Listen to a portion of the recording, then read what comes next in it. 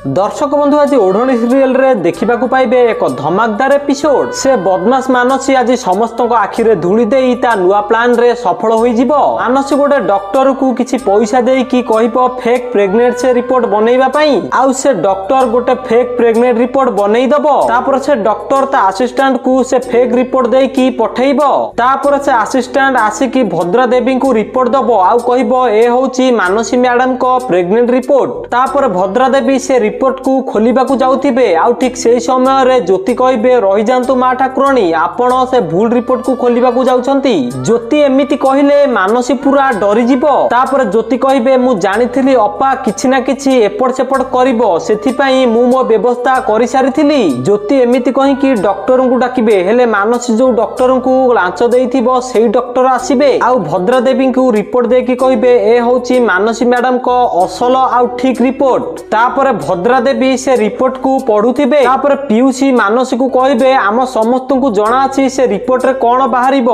PUC Mansi को एमिति कहि कि घरु धक्का देई कि बाहर करूथिबे। तापर भद्रा देवी कहिबे मानसी कुआडे भी जीवनी ता गर्भ रे ए घरर उत्तराधिकारी बढ़ुची। भद्रा देवी एमिति कहिले समस्त पूरा आश्चर्य होई जिबे। तो दर्शक बंधु आपण मानु कोन लागुची मानसी कोन ता प्लान रे सफल होई जिवो कि? जदि हां ताले कमेंट रे एस लिखि दियंतु। आ जदि ना ताले कमेंट रे नो लिखि दियंतु। आउ सर्वप्रथमे सबु सीरियल रो अपडेट जानिबा पई हम वीडियो को लाइक करी चैनल को सब्सक्राइब कर दियंतु।